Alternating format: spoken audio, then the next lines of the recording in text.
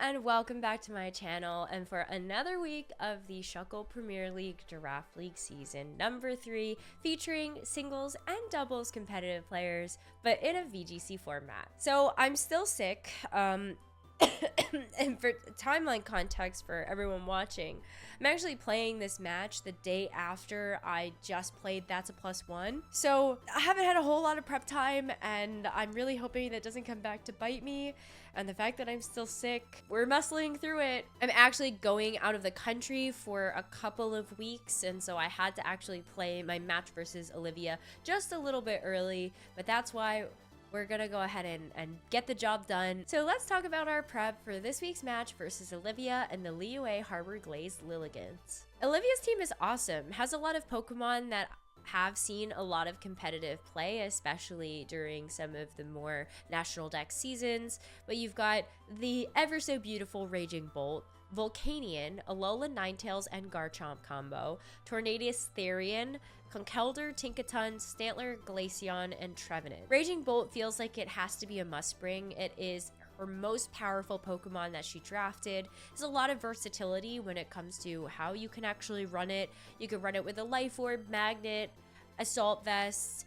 You could have a Calm Mind variation, or you could go all in with a Turbo Raging Bolt, just go for major damage even with just all electric type moves and Magnet. Plus you've got Dragon Pulse, Draco Meteor, just naturally good same type attack bonus attacks. Also Electro Web, so you've got speed control on this thing as well. The weather part of this team is interesting. Alolan Ninetales and Garchomp was actually a duo of Pokemon that we saw on a few teams at the beginning of the Scarlet and Violet era, where we did have a lot of those home Pokemon involved. And so the theory behind that, Alolan Ninetales not only gets access to things like Blizzard, but it also has Aurora Veil. And then you've got Garchomp, which can just go for some really nasty ground type attacks.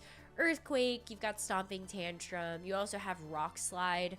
Choice Scarf Rock Slide is certainly an option, but a lot of times we also see Garchomp being able to hold something like a Choice Band or a Life Orb and be able to boost up its damage that way. Volcanion is interesting.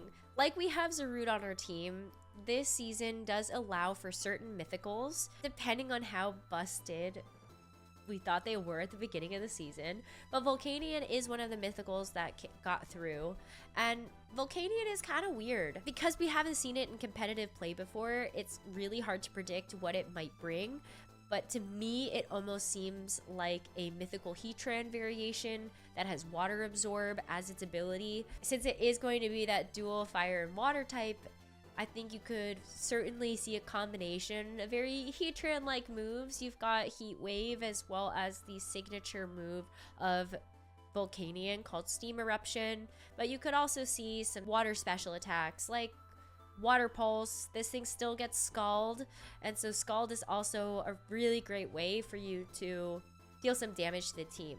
Of course, Olivia has to be nervous about the fact that we've got Water Absorbed Lapras as a possibility to bring, and so it may be better for Olivia to actually lean into the fire type damage on the Volcanion this week rather than the water type damage. But I guess you can have it if you want it and you don't see the Lapras on the other side. Now there's Tornadus. Tornadus Therian is not good in competitive play. Every Tornadus that you see in battle is going to be the one where he's, you know, got his arms all crossed up and he looks angry and he's judging you because he's flying and you're not. You're walking on 2 legs, and that's just crazy. Therian form looks like a giant chicken, and I will never get that out of my head. But yeah, we never see Therian form in VGC, so it's kind of tough to tell what this particular Pokemon could also go for. The reason why Incarnate is the superior form is because it gets better abilities. Not only does it have Prankster, but it also has Defiant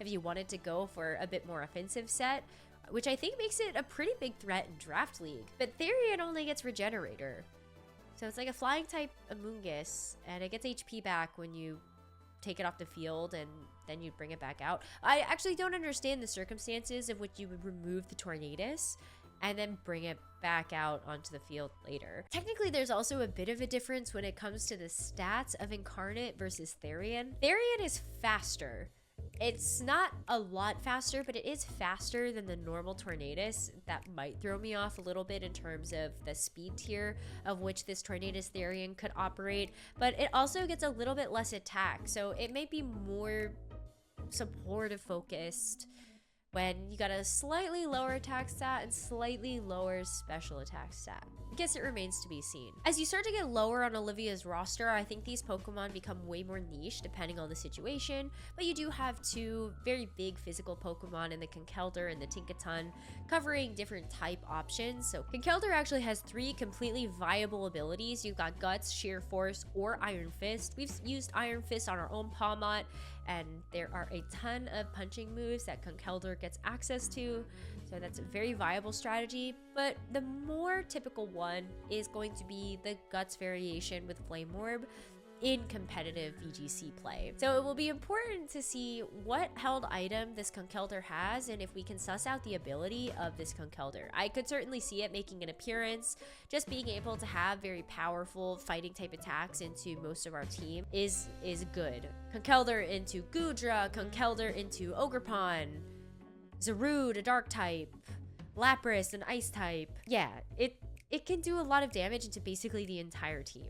So I think that Conkeldurr could very well be a possibility for Olivia 6 this week. Tinkaton is interesting because Tinkaton does do a lot with its Fairy and Steel typing. It's also kind of an annoying combination for me to get rid of. We have the Volcarona that can do super effective damage to it, but outside of that, everything else is kind of neutral and maybe even worse than that depending on the different resists. So Tinkaton could certainly be one of those Pokemon that it comes in and then just wrecks half of the team. So I do think Tinkaton can also be quite a strong option. And then Stantler, Glaceon, Trevenant, not a whole lot that I think they will offer to our matchup in particular, but I do like that there is a mode where Olivia could just go for Alola, Ninetales, and Glaceon and Blizzard spam an opponent, and I really hope she does that one week because I think that would be very funny. But then Trevenant, maybe it comes, I still just don't think so, alongside the Stantler. It feels like the other Pokemon that she has on the roster are too powerful and provide too much into the rest of our team. So I think this week it's going to be any combination of Raging Volt, Volcanion, Alola, Ninetales, Garchomp, Tornadus, Conkeldurr, and Tinkaton. So now let's talk about our team. You guys have seen the shoutcasting Sylveon's roster before, but just in case you missed it, it's Ogerpon, Cornerstone, Volcarona, Suicune, Klefki, Hisui and Goodra, Zarude, Pawmot, Lapras, Mismagius, and Slitherwing. We haven't made any adjustments to our roster in these first couple of weeks of play.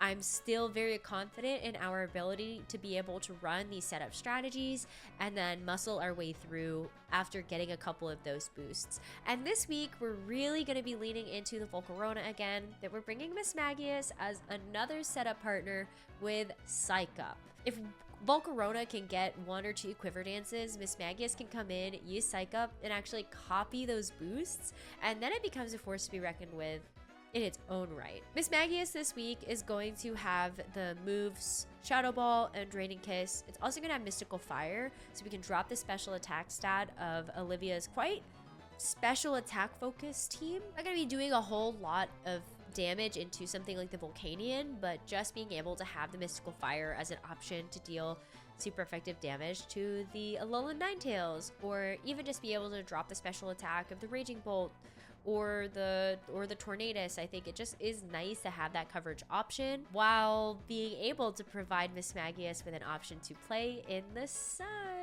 because Klefki's special 4th move of the week is going to be Sunny Day, alongside of course the screens and the Dazzling Gleam that it always has.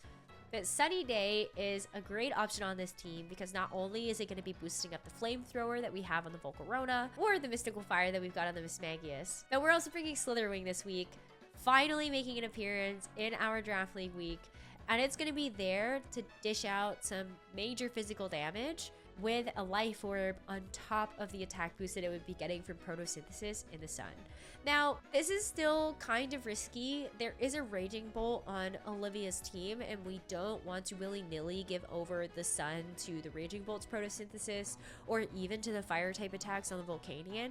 So it's going to be very precarious to get the Sunny Day and the Slitherwing into a position where we actually see the right targets in front of us and can also click Sunny Day without a huge amount of threat. Fun fact, Sunny Day boosted attack on the photosynthesis plus the life orb actually makes Slitherwing get a one-hit knockout onto Raging Bolt and Volcanion. So that's why we've got high horsepower on the Slitherwing on top of Leech Life, and Bulk Up is just there in case we see an opportunity to get one of those Bulk Ups, and then we can go for damage after that fact as well. And we also have Protect because Slitherwing needs to be protected at all costs. To round out the team, we've got Ogerpon Cornerstone again. This time around, we do have Play Rough as an attacking option. Play Rough just gives us the potential to go after something like the Garchomp. We also now have a Fairy type attack option into the Raging Bolt, the Conkeldurr. I think Play Rough could be a strong offensive option for this week, but in all honesty, Ogerpon isn't a core part of the game plan. It's just there in case maybe we feel like a Follow Me would be useful, or maybe we see that the Rock type damage or the Fairy type damage could be useful for a game number 3. And then there's Lapras. Lapras has been such a good buddy for Pokemon. It's gonna have Life Dew again, and it's also going to have Ice Beam. But the two other fun moves that Lapras has this week is we've got Psychic Noise, and we also have Charm. Charm is just a supportive move that's gonna be there to drop the attack stats of these beefy physical attackers by 2 when the Charm hits.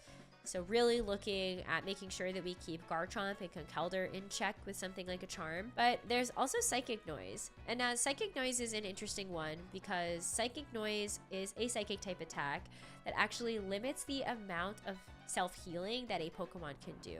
So Psychic Noise would delay Leftovers recovery. It would also deny Drain Punch recovery from a Conkeldurr, or even like a Giga Drain from a Trevenant.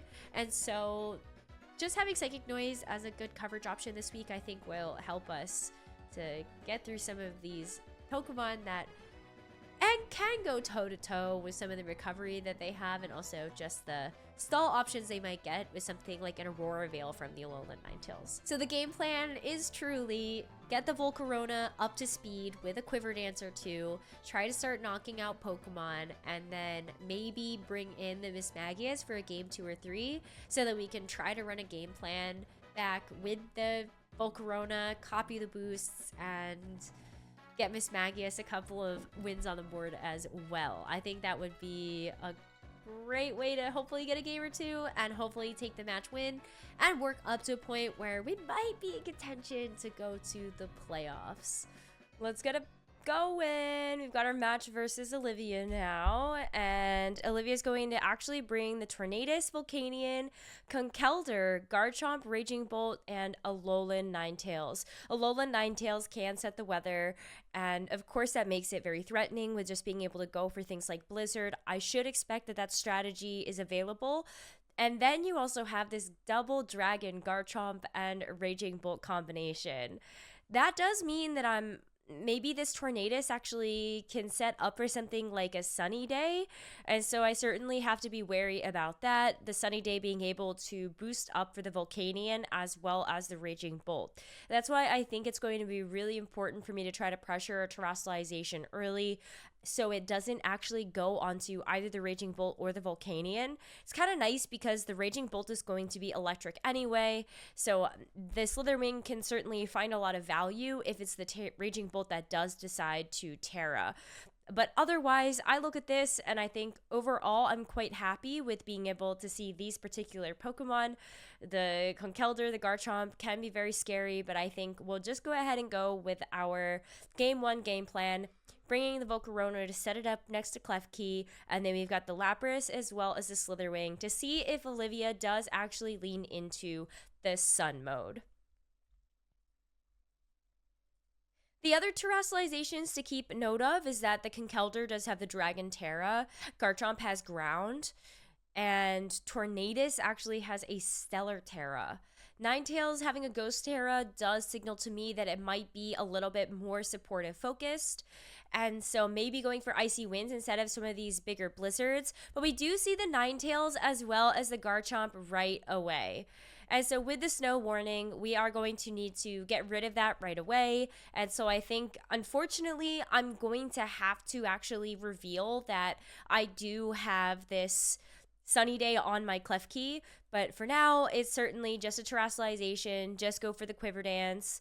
And we're going to go ahead and use the sunny day here to make sure that that Ninetales does not actually get a chance to throw a blizzard or something at us early on. The Garchomp and the Ninetales shouldn't have anything that's too threatening towards a fairy terrestrialization, so I feel very safe to be able to go for this and start getting those Quiver Dances up ASAP. Then, now that I have the terrestrialization, I'm sure you guys saw that I have that Terra Blast, and so that Terra Blast is absolutely going to be threatening down things like the Garchomp, and even doing some okay damage to the Ninetales. That's so great that we removed it, because the Aurora Veil now cannot come through, and while we do get hit with the Stone Edge, and we do take quite a bit of damage from that, we get a reveal that this Garchomp is going to be holding a Life Orb. I get a Quiver Dance, so at the very least, I'm going to be able to actually do a bit more damage here. And with another screen, like a reflect or something, I think we should be able to actually live through this. I do also have Protect, so I think if I really wanted to, I could go for Protect here and kind of force Olivia to have to change her position. But at the same time, if the Alolan Ninetales does leave, I think I have to take advantage of this moment. So I am just going to set up a Reflect. I'm going to hope that the Alolan Ninetales leaves the field.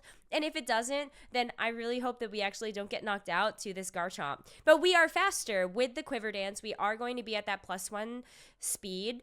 And with the Terra Blast into the Garchomp, we actually do get a one-hit knockout. Very nice to have removed that threat right away.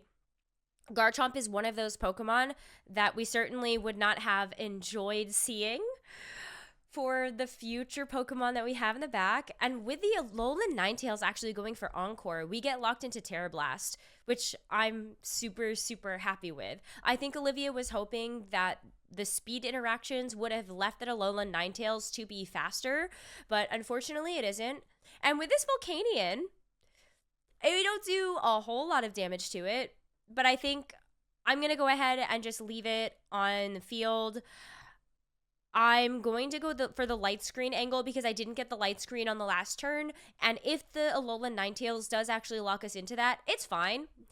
Volcarona can still go for the Terra Blast, deal some great neutral damage into this Alolan Ninetales, and may even put us into a position where we're not taking too much damage from this Volcanion, and then we can actually try to get some good Fairy-type damage down onto the Raging Bolt that's in the back. Of course, one of the downsides of us setting up the Sunny Day is that we did actually boost up the attack of the Volcanion, and that's definitely something to be cautious of as we head into these future turns. Volcarona, though, is taking this like a champ. Not only have the light screen, but you have the extra +1 from the Quiver Dance. And I think the Encore should expire in, okay, it's 2 turns. Regardless, I get to get rid of this Alolan Ninetales, and Klefki's going to go down in the next turn. Now, I could think about making a pivot because I have the Lapras that's in the back. It would not do a ton of damage. I don't think the Volcanion would do a ton of damage to this Lapras. And you know what? Honestly, it might be okay to get it in now. Worst case scenario, the screens expire, maybe the Klefki comes back in and we're actually able to do something with it a little bit later. But I kind of like the Lapras coming in here. It's going to have to take a Heat Wave from this Volcanion. But since it's going to be neutral damage, I'm not ultra worried when the Lapras is going to be behind screens. Plus, with the speed control that we have with the Volcarona, if it can stay around, this Lapras can actually come in, get a Life Dew, and then Volcarona will be here to stay for quite a while. See how well it actually takes that? I'm pretty pleased. I do expect that the Raging Bolt is going to be the final Pokemon in the back. It's actually not. That's even so much better for me that I set up all of this Sun And the Raging Bolt doesn't even come in to be able to get that photosynthesis boost.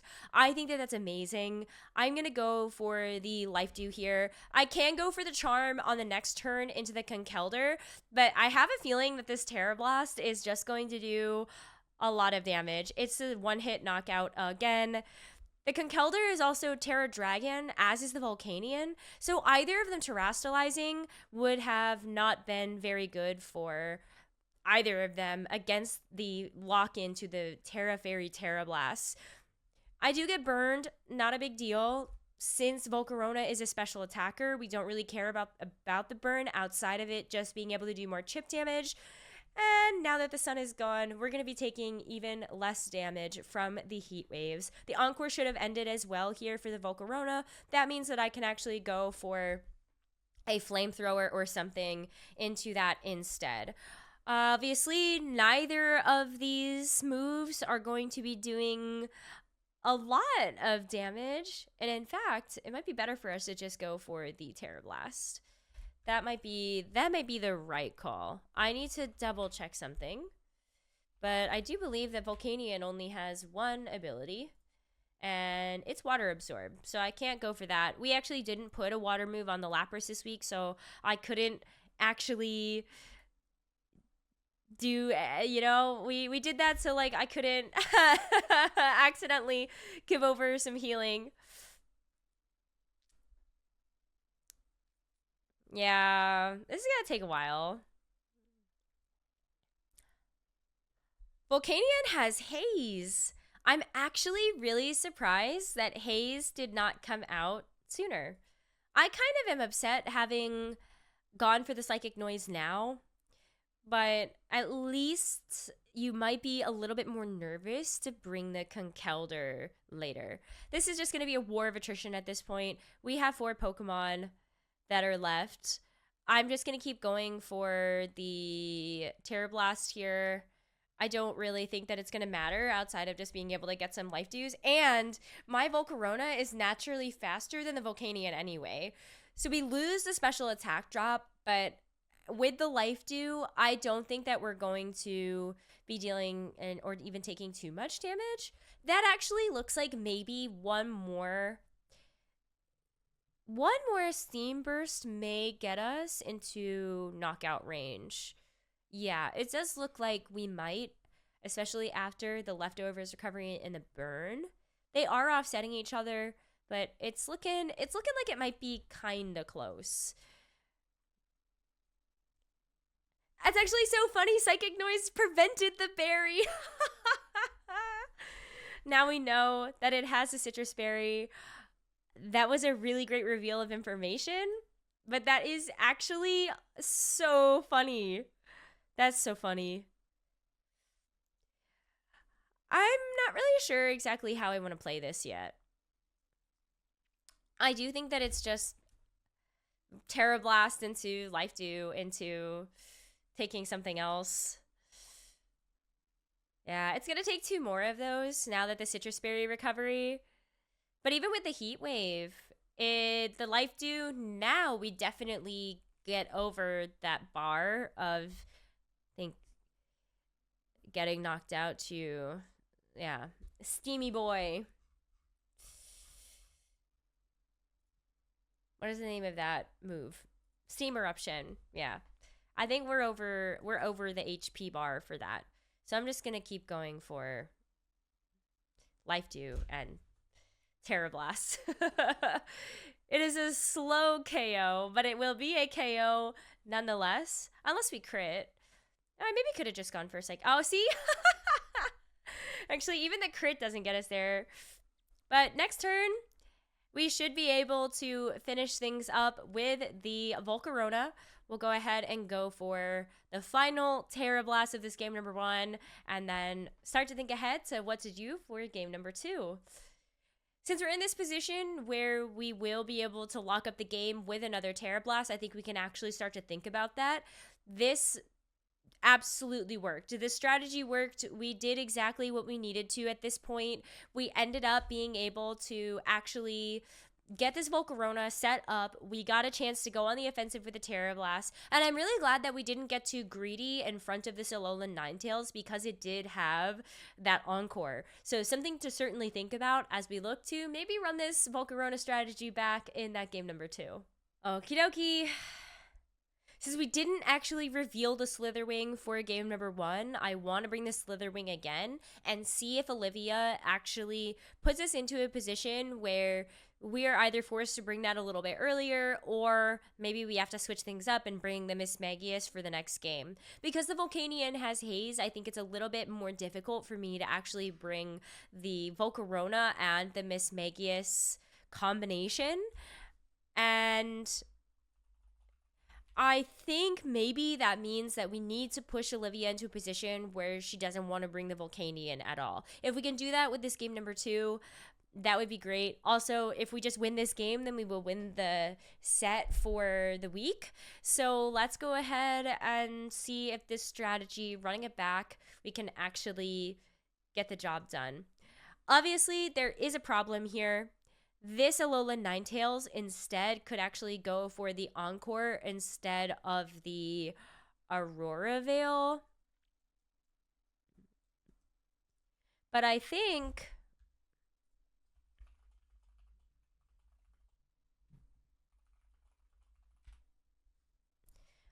we're still good with this. I think I'm just going to do this. Yeah.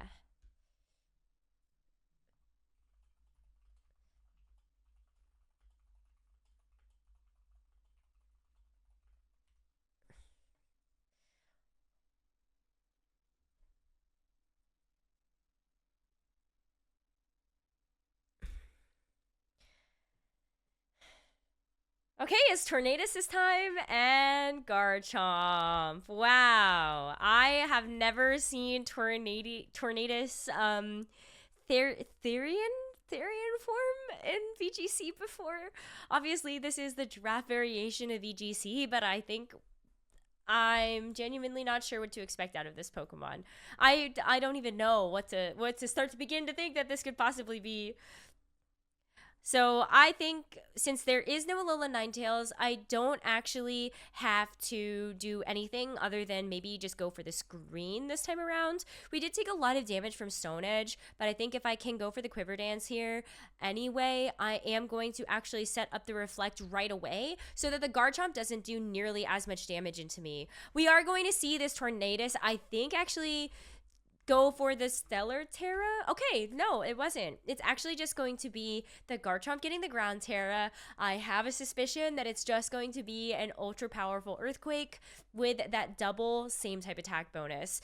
But this time around, we are going to make sure that we can maybe still survive this onslaught with that Reflect. The terrestrialization makes sure that this Earthquake isn't going to be doing Omega damage, but it's still very scary when you see that this Garchomp is going to have the Ground Terra on top of its ground typing. I do see the taunt from the Torn. That's really good to know.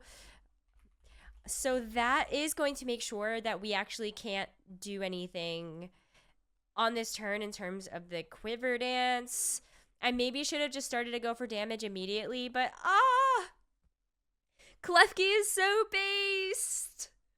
That is actually so incredibly based.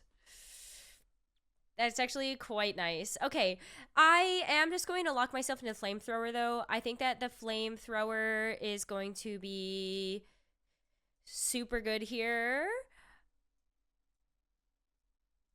And I think we will go for a sunny day. That's certainly terrifying. Because we just get knocked out to the next turn. I have the Reflect, which will be good for mostly everything else, but actually, I think it just might be... It might be just a light screen angle. I would love to be able to get the sunny day up in terms of just making Slitherwing a little bit stronger, but...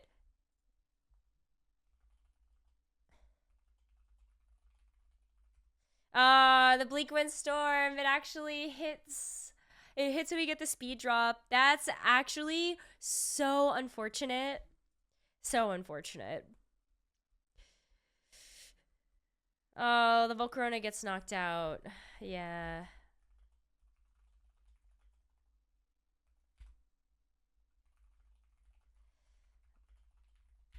Oh my gosh. Okay, I think I might lose this game here. That was a really great adjustment. Obviously, I don't know what else this Tornadus can do, but we'll have to see if we can actually get through this. The nice thing about the Slitherwing is, funny enough, it's actually not a fire type, I think. So this will be quite good. We also still have Charm available to us. This could be really good, but I think the fact that I think just in general, the fact that we've got like this Garchomp in front of us is very scary. Because everything is just faster, so we can still go for Bleak Wind Storm, and it can just go for kind of, yeah. I think that I actually think that the Garchomp is by far the scarier of the options. We're just gonna just try hit it, I think. Oh no! Going for the Protect too. Olivia knows that Garchomp is enemy number 1. I should have just gone for the Tornadus. I think I should have just gone for the Tornadus here, I think. Yeah, because now I actually don't get any damage down into either of the Pokemon, and at the very least, it would have been able to help us deal with the Torn. So that's unfortunate, but we do still have the option here to just go for damage. So I still think I need to actually deal with both of these Pokemon. Also, the fact that the Tornadus can just go for the Bleak Wind Storm into the Slitherwing obviously is not good here. Yeah.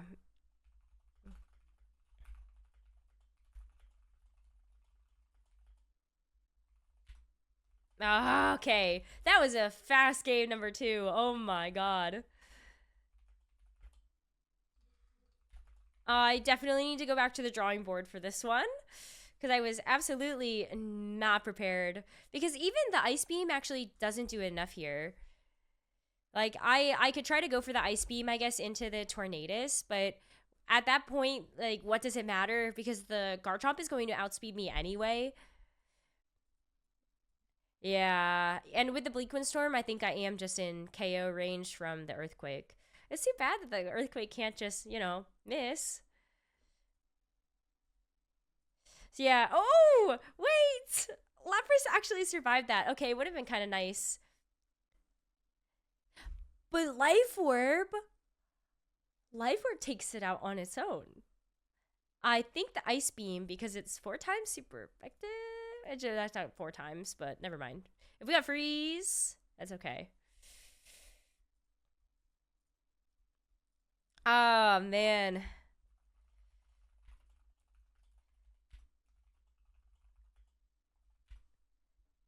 Okay, and it is Raging Bolt in the back, and so I'm kind of glad that I didn't set the sun for this one, but that's very unfortunate. I think it just thunderclaps me here. Wow, that is a good game. So I definitely need to do something different here. It didn't even go for Thunderclap.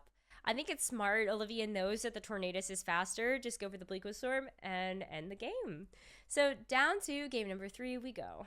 All right, game number 3 is going to be quite challenging. I really do sort of want to try to run back the Volcarona setup, but obviously with the taunt, it does make that really difficult. And there's also this awkward part where if I bring the Ogerpon to actually go for a follow me, then I do feel like we do actually see the Quiverdance help, but then since it's Prankster, like I could go for the follow me and I just get taunted, and then maybe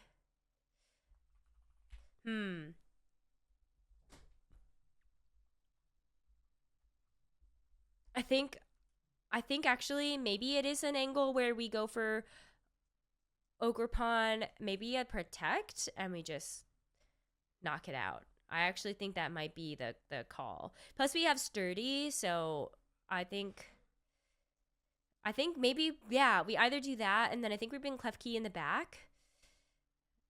Yeah.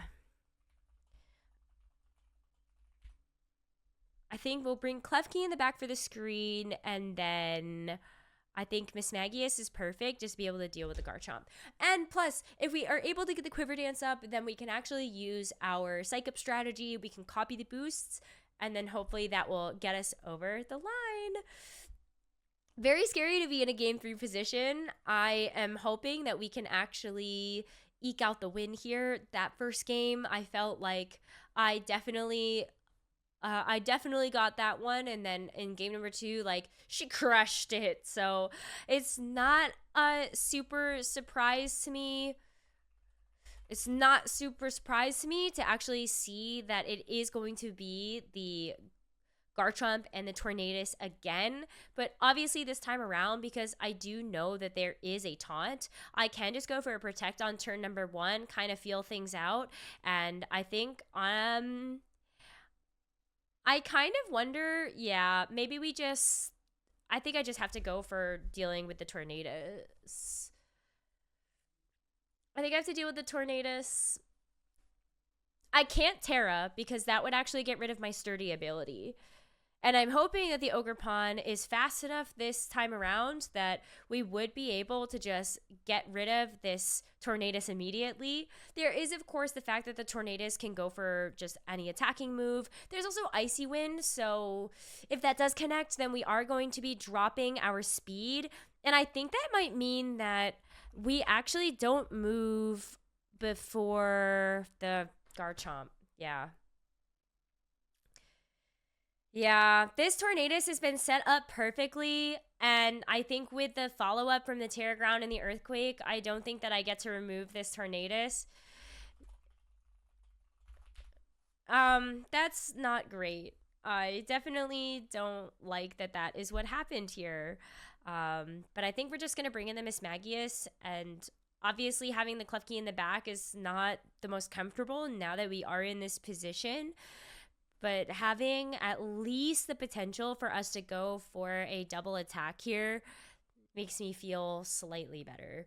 I'm just going to go for a Terra Blast into... Oh, this is tough.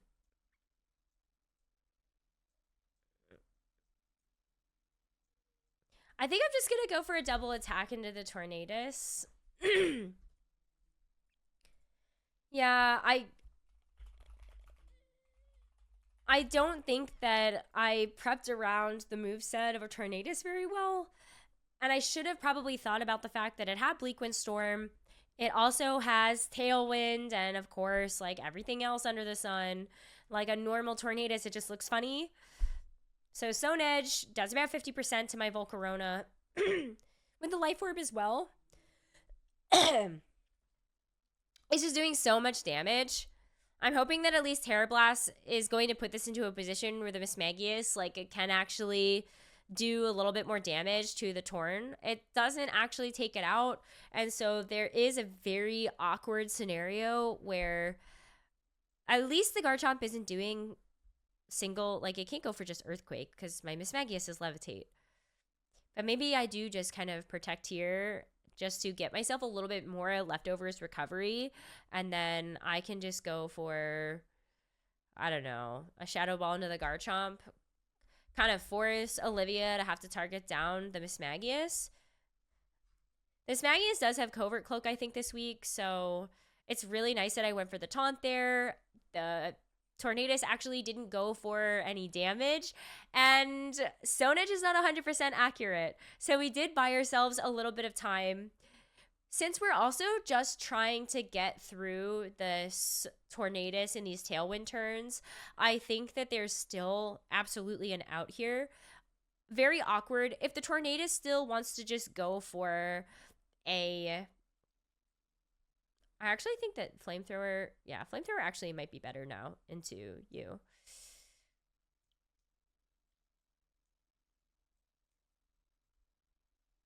I'm still going to get taunted. I just know that I'm going to get taunted here. Oh, there's actually no taunt. Well, that's not good. We have to hope that maybe Bleakwind Storm or even... I was gonna say the Stone Edge misses, but it does not. So Volcarona was a very easy KO target here. At least we do get the Flame Body activated. Stomping Tantrum is a physical attack, so yeah. It's a contact move. At least it was able to proc the Flame Body, but it feels like almost it's a little too late. So we've got the Shadow Ball, at least into the Torn. It's going to knock it out. We can't use the Psych Up, though, because we literally just don't have that as a possibility. So it's a little frustrating to be in this position, but the Mismagius at least is still at quite a bit of HP. I think if we get lucky, maybe we can get a Draining Kiss. But it's so hard because I look at this and I've already used Terra onto the Volcarona. I can go for something like the Reflect. Well, I guess technically because it's Volcanion, I do think I want Light Screen here. And I know Mystical Fire would be very annoying, but yeah, it's so hard.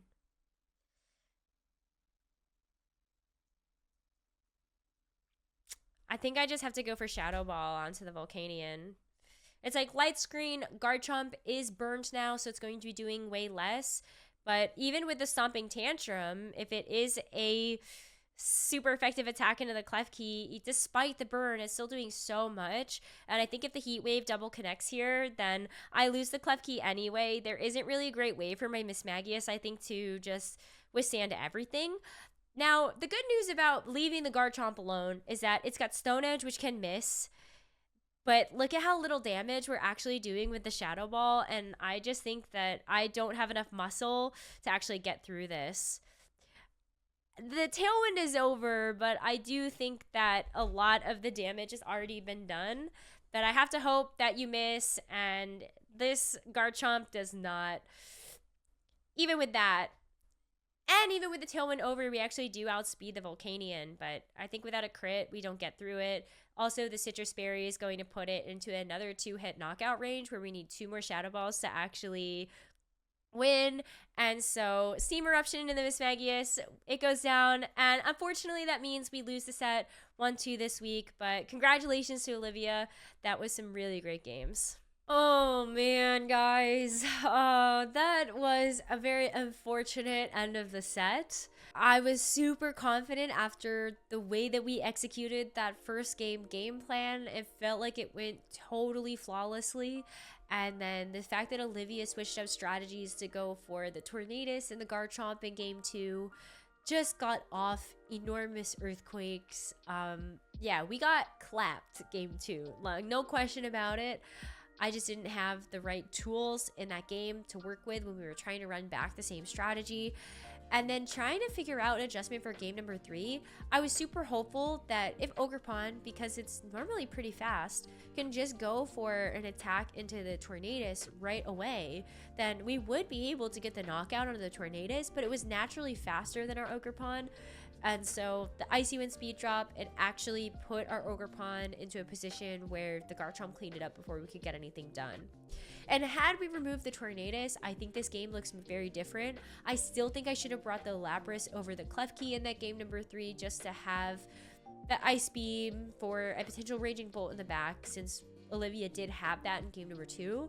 But then also just to have Life Dew if the Volcarona stays around instead of getting knocked out to an Earthquake and a couple extra Stone Edges. Even for the Mismagius at the end there, I think just being able to have the Life Dew would have done wonders, and eventually Mismagius trips through with a Shadow Ball, or I feel in a safer place to go for things like Mystical Fire to actually drop the special attack stat of the Volcanion. Instead of, what am I doing with late screens? I got super thrown off by the Garchomp and the Tornadus game plan, and especially since we don't really see Tornadus very often in its Therian form, I should have done a lot more research into the impact that Tornadus could have had in that game and planned around such a streamlined Earthquake strategy. Like, I've been talking about this for so many weeks that all these other Pokemon could run Earthquake, and then the one Pokemon that we've actually seen a part of these big Earthquake discharge strategies, or just like Earthquake in general, like, I don't know why it just didn't hit me. I don't know what to say about that. So unfortunately, even though we had all of these different tools to be able to deal with Garchomp, I just couldn't quite think of the right pieces in time for that game number 3. And yeah, even with Charm, I think it would have been nice, but well, it happens, and very unfortunate. Not to make an excuse for myself either, but I do think having to play 2 matches back to back left me without a whole lot of room to just like make sure I was doing due diligence with a lot of my prep and actually kind of thinking about, realistically, what are these Pokemon going to run if they do come to a game. So that's something I want to get better about for the final couple of weeks of the Shuckle Premier League that we have. We still have 3 more, and while the schedule looks a little scary, yeah, we've got James, Beck, Mount, and Moxie boosted as our 3 final opponents for the season. But if we get wins, we actually could make playoffs, and especially knowing that I have a bit more time now in between this match, the international travel that I'm about to take, and then coming back and playing my match versus James, I think this is not undoable. Like, this is winnable, chat. Like, we can do this, but it's certainly going to take me doing my homework a lot better and hoping that I can think on my feet a little bit faster to make the adjustments I need in case we get to a game 3. We know we can win a game 3 because we've done it before already in this league. And if I want to look at a silver lining, it is quite nice that all of these matches that I've had over the past couple of weeks have been game 3s. Even if we get the loss, that could help out with our win-loss differential for sure. So the journey's not over. We still have 3 more weeks of play, and I can't wait to see you guys all again when I face off against James Beck, one of the best VGC players in the entire world, but in a draft league arena. It's going to be a great time, so I can't wait to see you guys there.